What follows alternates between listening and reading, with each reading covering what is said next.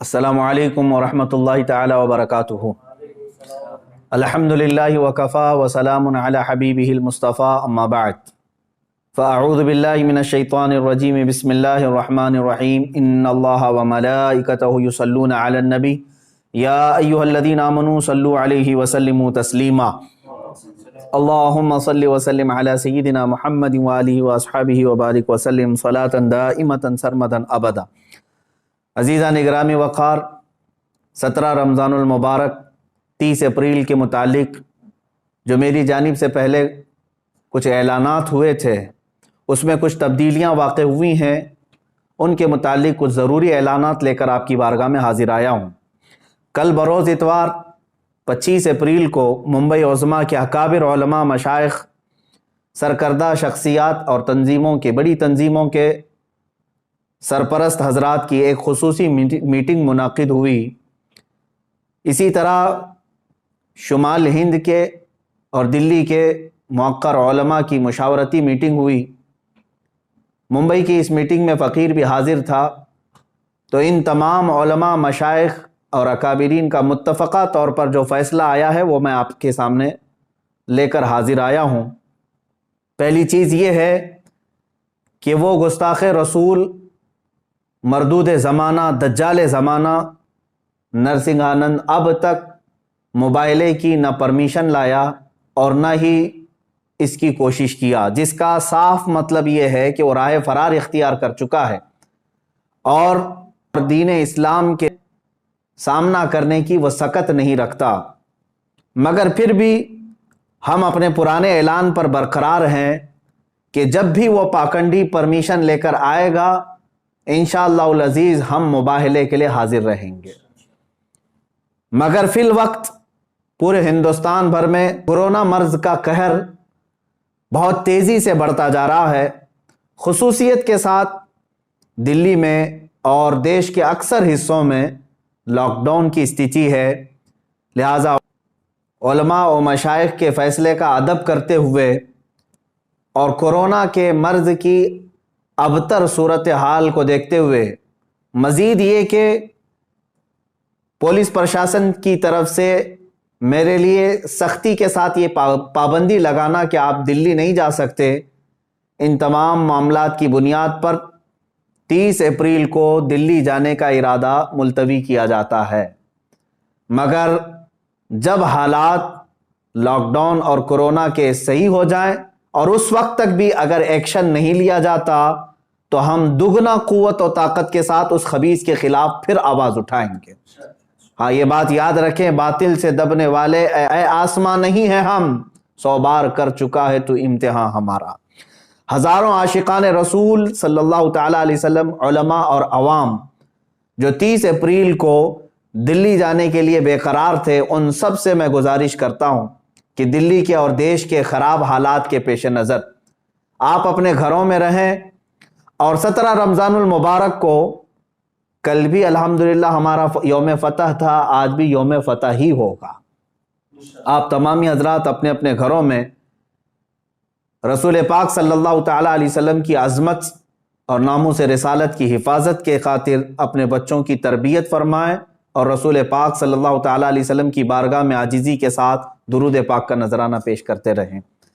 اللہ تعالیٰ آپ سب کے جذبوں کو سلامت رکھے اور حضور پاک صلی اللہ تعالیٰ علیہ وسلم کی عزت کی خاطر آپ نے جو جذبہ دکھایا اس کو اللہ تعالیٰ برقرار رکھے۔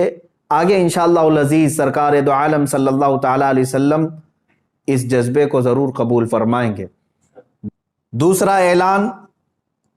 عوام اور نوجوانان اہل سنت کے لیے یہ ہے کہ جس طرح میں نے پچھلے اعلان میں یہ کہا تھا کہ 17 رمضان المبارک 30 اپریل کو احتجاجی طور پر اپنے اپنے گھروں سے باہر نکلیں گے، اس کے متعلق بھی اکابر علماء، سرکردہ شخصیات کا یہ فیصلہ آیا ہے۔ چونکہ ہندوستان بھر میں کورونا مرض جس شدت سے بڑھ رہا ہے، تقریباً دن میں 3.5 لاکھ مریضوں کی تعداد، اور اس میں بھی اضافہ ہوتا جا رہا ہے، اور پھر حالات یہ بھی کہ اس کو کنٹرول کرنے میں ہماری حکومت کی ناکامی پر پوری دنیا بھر میں اس پر جو مذمت ہو رہی ہے، تو علماء اور مشائخ کا یہ فیصلہ آیا ہے کہ ابھی اگر آپ 30 تاریخ کو احتجاجی طور پر اپنے گھروں سے باہر نکلتے ہیں تو کورونا اور پھیلانے کے معاملات یہ سب آپ کے سروں پر پھوڑ نہ دیا جائے، اس کا ذمہ دار آپ سب کو نہ قرار دیا جائے، جس کے لیے میڈیا بھی پورا تیار بیٹھا ہوا ہے۔ لہٰذا 30 اپریل کو یہ احتجاج بھی ملتوی کیا جاتا ہے،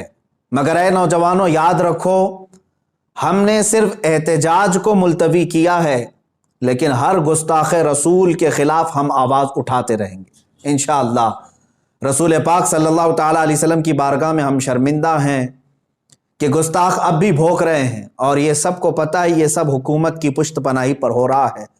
بہرکیف میں اپنے بڑوں کا ادب کرتے ہوئے ان کے حکم پر اور ڈپارٹمنٹ کی یہ یقین دہانی کرانے کے بعد کہ وہ اس کو اریسٹ جلد سے جلد کرنے والے ہیں، ہم نے 30 اپریل 17 رمضان المبارک کے احتجاج کو ملتوی کیا ہے۔ اس پروٹیسٹ کو ہم ملتوی کر رہے ہیں، اور نوجوانوں سے میں اپیل کرتا ہوں کہ اس رائے کا احترام کریں اور آپ اپنے اپنے گھروں میں اس تاریخ کو موجود رہیں۔ انشاءاللہ العزیز آپ بہت جلد دوبارہ